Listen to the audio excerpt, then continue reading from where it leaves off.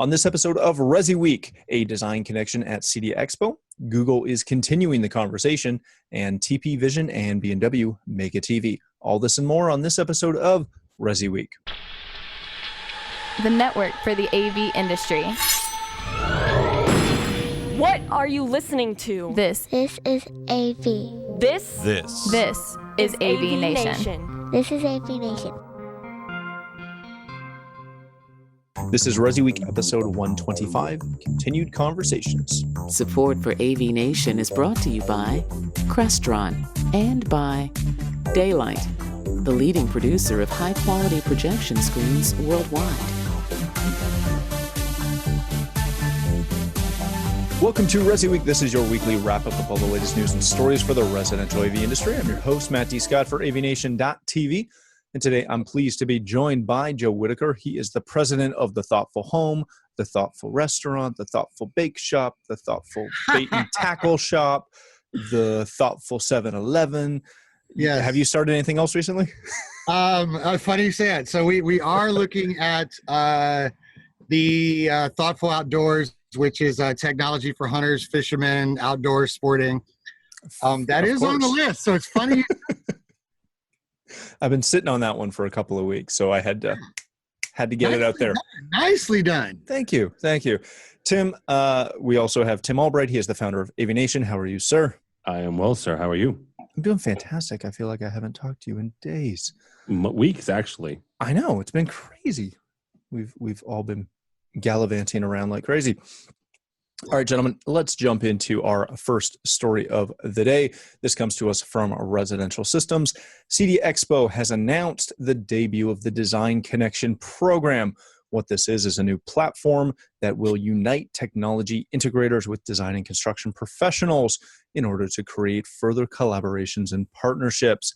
What this means is in September in San Diego for CEDIA Expo 2018, you will have the opportunity to essentially go to a Design Connection Pavilion, which is an area of the show floor that is going to showcase some kitchen and bath brands that are using connected technology in their products. They're also going to host, the trade show is going to host some Design Connection tours that will allow you, designers and integrators to go on a guided tour, seeing some specific products and manufacturers, and go around and network and look at some really cool things. Joe, let me start with you on this because you are an integrator and you work within, those design communities as well. When we look at this has been a big part of the strategic plan for CEDIA. Joe and I are both on the board. We know all about this strategic plan, but this is something that, integrators have been trying to do forever, is get themselves and their products in front of designers and construction professionals to assist, them understanding why we're needed, why we're a value partner for them. We've been looking at, not we as the board, but you and I as integrators, we've been looking at this kind of opportunity for a long time. Infocom's kind of gone down this road with their show, or Avixa has with the Infocom show, where they're inviting more end users. CEDIA has been doing this at the Expo for the last couple of years, but this is the first time it's really kind of culminated in this type of application. How big of a deal is it that we're finally seeing, an actual program in place for designers to come to an Expo and see some of this technology? Well, it's huge, but one of the things to kind of understand is, you've seen some things and some questions out there when this was announced.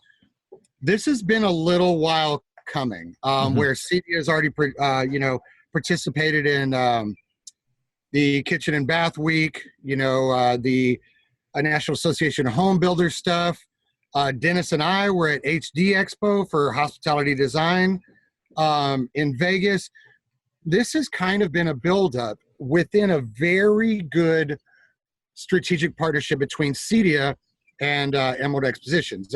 That has been kind of big in that a buildup for the first time ever to bring architects, designers, and some mass media. Don't think that you might not see Better Homes and Gardens is one of the media representation inside those tour groups. Yeah. And then also the Kitchen and Bath, the Pavilion is a good turnaround of CEDIA having its pavilion at their event, because we are starting to see the importance of that crossover and the understanding happening. These things actually working together and talking together. We now all realize that we need to work together, but to be able to do that, it has to be presented in a way that is consumable.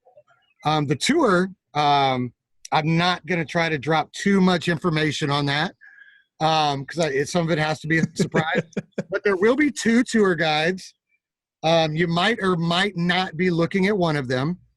And the tour has a very specific theme component to it, where you have, the larger builders or architects and designers and some of the mass publication people given a tour on the trade show floor through the eyes of an integrator. Why, this brand could fit, and why architects may need to keep their eye on motorized and ceiling mounts from Nexus 21, or shades from Shade Innovation by Screen Innovations, or these other products that are handpicked and selected that have implications for both the integrator and for the designer and architect. Mm-hmm. So that these thoughts can start way early on inside the actual design portion of a project, which is something, Matt, you and I know we want that. We need that. And it could be a much better end result if that happened all the time. So that's kind of the thing, is start getting these minds moving so that we can do that. Very good. Tim, the question I wanted to pose to you on this was, you don't really know the Resi AV space the way that Joe and myself do. You come to it from a press standpoint. You've never really worked in it that extensively, so you have a different take on this. But the big thing that I'm curious about is, how much change do you expect to see on the show floor with this, opening up to interior designers and builders and, some of the national press that may or may not have been there in the past? We saw this at InfoComm 18 this year, where end users were everywhere, and there was some pushback. Do you expect to, you like the way I just kind of danced around that one? Do you expect to see some of that at CEDIA Expo? Pushback from the new attendees. I think it depends on the qualifications and the qualified leads that manufacturers get. Now, let's be clear about what manufacturers are looking for. They're looking for qualified leads. They're not looking for just bodies. Mm-hmm. And regardless of whether it's InfoComm or it's ISE or CEDIA or CES, CES is a bad example, but yes, it's pretty much anybody with a pulse can get in there. But as long as these are qualified leads, I was actually talking with a couple of manufacturers who happen to exhibit at both InfoComm and CEDIA. And I asked them that question. I said, what do you expect this year? And a lot of them don't know. They really don't know what to expect. A lot of them are positive. They're very, very optimistic about Emerald, the new owner of the CEDIA show, Emerald, bringing new blood and new attendees to the show. Question, though, that each of them has is the qualifications, these qualified leads. Now, this can be a homeowner could absolutely be a qualified lead, because this is somebody who can walk around the show floor at CEDIA in San Diego and go, oh yeah, this looks interesting. Oh, I never knew that this existed. Talking with their integrator and walking alongside them, or maybe getting ideas without having an integrator tied to them. It can also be a qualified lead, can be an architect like Joe talked about, really kind of understanding and wrapping their head around what a connected home should look like and can look like, and the possibilities that are out there that they may or may not have ever been exposed to. But the bottom line for the manufacturers who are exhibiting this year, because this is the first year that Emerald has the show, is going to be the quality of the leads that they have. And honestly, from what I'm being told, is this year will dictate the future participation for a number of these manufacturers, because if they're not qualified leads, if they're simply just bodies walking through and picking up the free swag that people have, then they may not be back the next year. But if they are honest to goodness, good qualified leads that these manufacturers can go back to and start building relationships with folks that they may not have been exposed to before, it'll be a no-brainer to sign up for 2019. Well, I want to add to that just real quick. So the tour and the things that come along with that in the pavilion are very specific to that. So in that, kind of expect, and I've talked to a lot of the manufacturers that are going to be involved with this, expectation set. You're from that area, you're only going to see about 50 more people. Your admittance, the people who usually come, your badge wearers, right now, that is not going to change too much. The reason for the architects and those guys coming in is to increase the knowledge with those guys so that they can work better with their integrators, and maybe at the same time be turned on to some products that they can go back to their integrators and say, you haven't offered this to me before, I would like this in my projects, or that kind of thing. This year, you're not really going to see that many different people, homeowners, or even, track builders, or the connected tour is a couple of small groups, very specific. So overall, I think the expectations the manufacturers have, they're still going to see the same people, the same qualified leads, the same kind of interactions. The only thing they're going to have to be careful for is start looking at badges, because there's some people you're going to want to talk about MSRPs, and there's some people you're going to want to talk about dealer costs. This year will be the test for that. But let me ask you this, because I don't know if it was Joe, you, or Matt, but one of you mentioned the magazine Better Homes and Gardens, right? Mm-hmm. That press outfit, that magazine, first of all, is a legacy magazine. It's been around for a long time. Oh yeah. But those readers are not home builders. Those readers, by and large, their audience are homeowners. And if they start covering this, you don't see a case where a homeowner will go, oh, I'm building a new vacation home, or I'm building a new home in my hometown. This looks like an interesting trade show, and I've never been to San Diego or Dallas or Denver. This sounds like something interesting that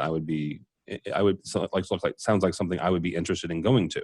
That's already something that you will see, though, on the show floor. Is there will be end users, not a ton, but there will be end users that show up with their integrator or occasionally with their designer. Yeah.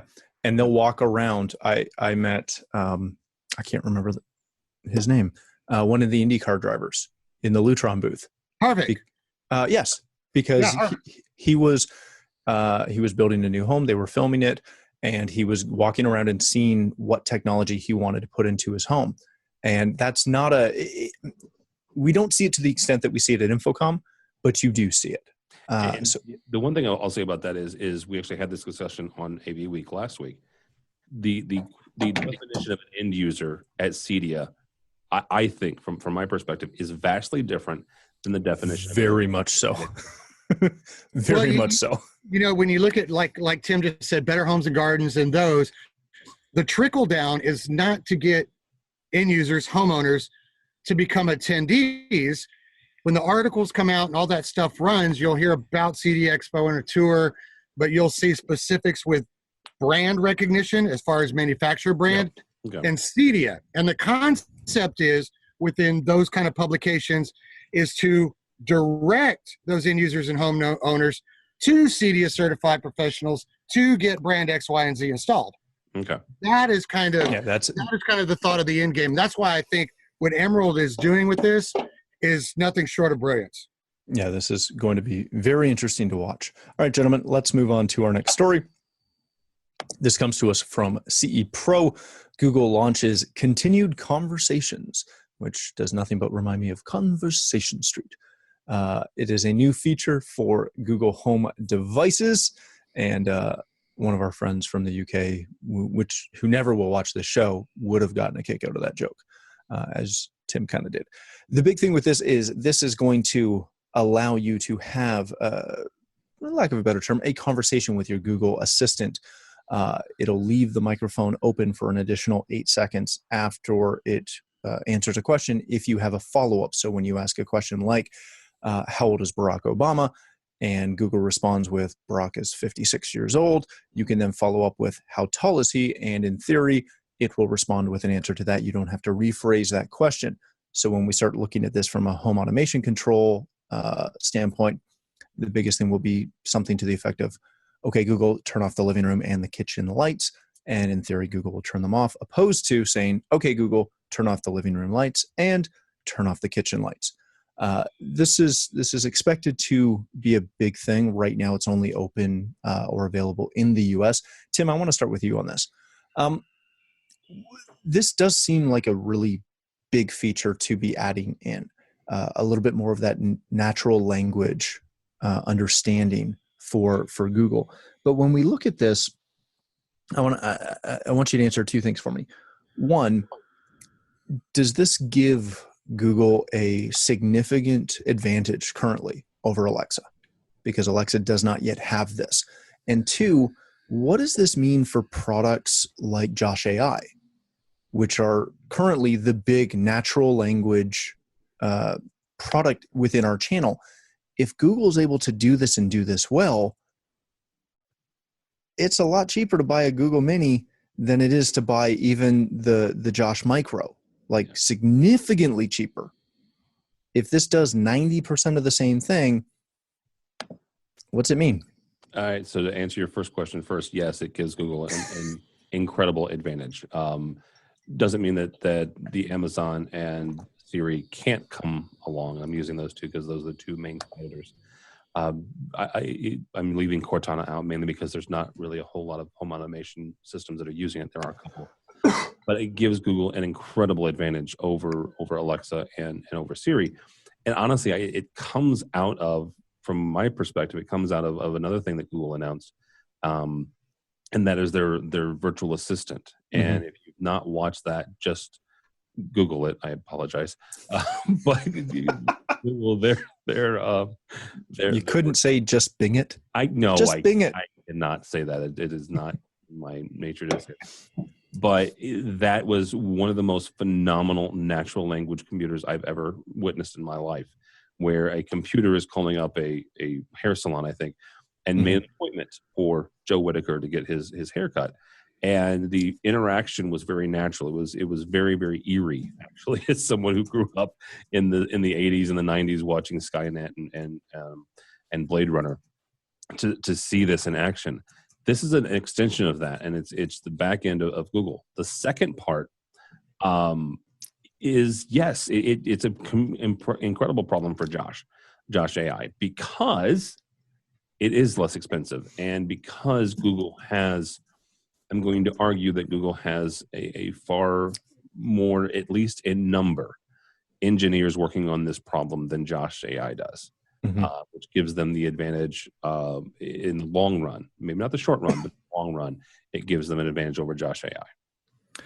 Joe, when you look at this, the concern I have is this something that is going to instantly work with all those home automation product skills that are out there? Or is this something where we're going to have to maybe not redevelop our skills, but have those skills be refined to take advantage of this natural conversation? Well, it's funny. It's Tim just brought up the thing about making an appointment, a hair appointment, like, the video. And if I'm not mistaken, us three talked about this for ResiWeek. So we've had this discussion before. Now they've just one-upped it. So, I'm looking at, I've started to step away from the looking at the brands that are doing what, because if you kind of take all the brands and stick them together, you're starting to see a natural progression in voice. They both release their own thing. Then just not too long ago, Amazon with Alexa allowed you to do follow-up questions without having to use the wake word again. So what's your next transgression? Now your next move is to not only not have to say the wake up word, but now not have to also do an offer on command, to be able to say turn on this and this or that, to be able to add the if thens, buts, ors into it. So I'm seeing it just as a natural a movement into something bigger, and they're just taking turns. So I'm willing to bet Alexa's next announcement, which I don't know, it'll probably happen for CEDIA. They'll come up with something. They'll have their big announcement plus it'll do what Google's doing right now. And then right around CEDIA, Google's going to announce something that does what Amazon just announced, plus something else. So I'm now stepping away from the brand analytics of it and looking at a technology growth pattern that they're all contributing together. They're all moving the needle forward, and they're taking that. Well, this brand's going to beat that brand. This is not freaking VHS and Betamax. Voice is going to be voice, and they're going to continually engineer and grow together. But on to what, Matt, your question was, is shortly after Amazon did that last update, Control4 did release a new skill or an updated skill that allows you to speak much more naturally to the control system to be able to do exactly that. Turn on the kitchen lights and this. Or just go, Alexa, set my TV to ESPN. Yeah. Instant channel jumps through a control system, not having to use dishes, skill, or anything else. So we're already starting to see that. Did my company have to change any programming? Not so much. We actually went in and deleted some heavy macros that we had built to do some of this stuff, and then we just go click and discover, and boom, it's done. So, I mean, I'm no longer worried about the technology. Now I'm actually starting to get really excited because these brands are, instead of fighting, they're just kind of started following suit and engineering in a path, which you don't see a lot, well, other than 4K. You saw it with 4K. Yeah. But I mean, that's what I think the big deal is. Very good. All right, gentlemen, let's go to our likely last story of the day. This comes to us from strategy.com. TP Vision and B&W partner on a new Phillips TV. This is specifically to Europe. But TP Vision is the principal licensor of the Philips brand for upscale TVs in Europe, and they've partnered with B&W to create some new TVs that will have B&W sound within them. Joe, I wanted to start with you on this one. Here in North America, as a rule, Philips is not the brand you think of when you think of upscale luxury TVs. I can't think of the last time I really honestly saw a Philips TV other than the one that had the weird backlighting built into it. Ambilight, yes, that quasi worked most of the time, somewhat. 2004 or 5, yeah. Yeah, something like that. So that's 12, 13, 14 years ago. Uh-huh. When we look at this story, B&W is well known for ultra high-end, great sound, great products, great looking products. To me, this is a very weird mix. Where would this have come from? Jeez, I know you got me. I'm joking. It's almost who's trying to save who conversation.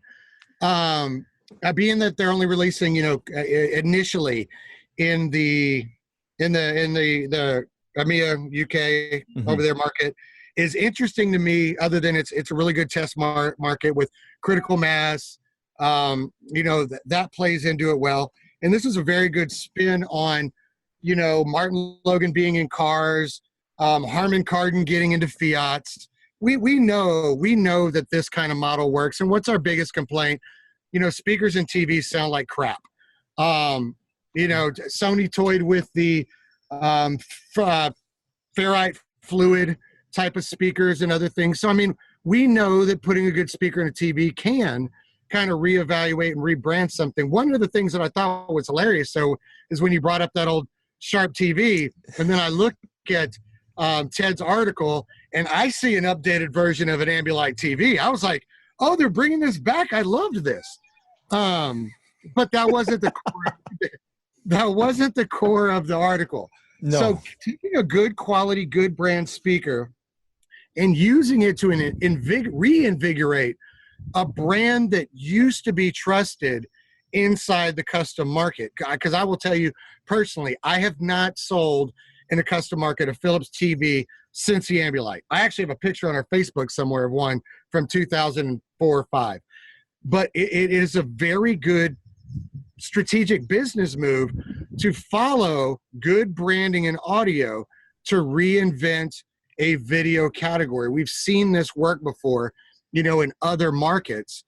Maybe it could help both, but for it, obviously, for it to be adopted in our market, they're going to have to follow some other people's suits. Two-way RS-232 drivers or Ethernet control or better smart functionality for us to embrace that. But for the consumer, especially in Europe, putting B&W in there is really not a bad idea. Tim, when I look at this, again, I'm still trying to wrap my head around why this happens and who's going to buy this thing. And I got to ask, is B&W enough of a draw, do you think, for the average European consumer who you and I we've been over to Amsterdam quite a few times. I've traveled through Germany and the UK, and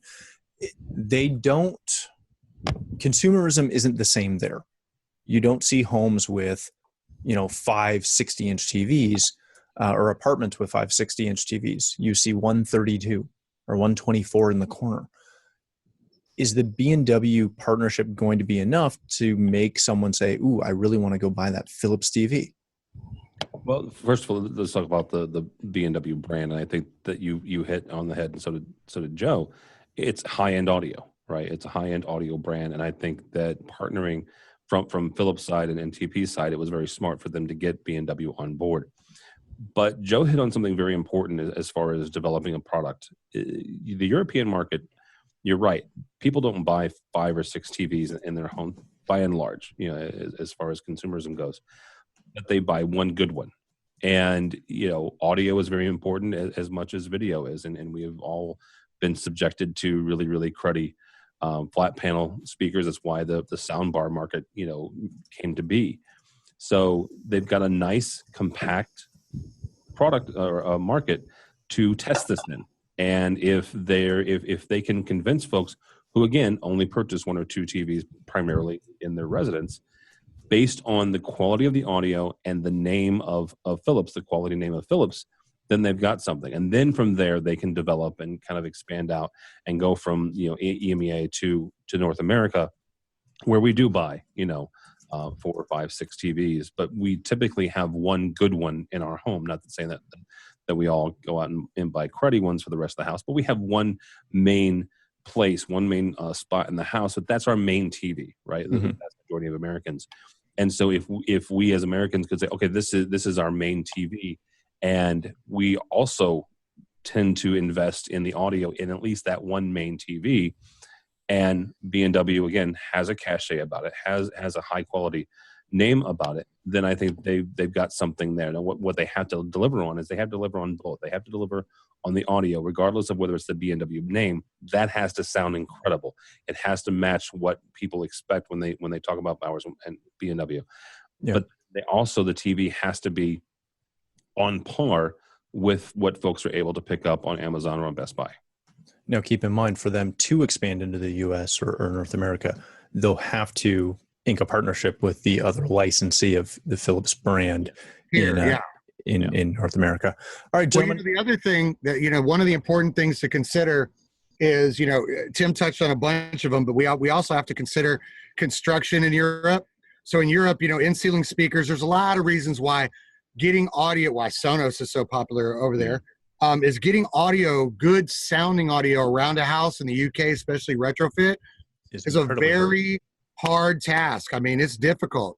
And to be able to take some good B&W speakers, stick them in a TV where they don't have to do a soundbar, do anything crazy or add on components. It's got a big upsell there too in the UK, just based on the way construction is done there.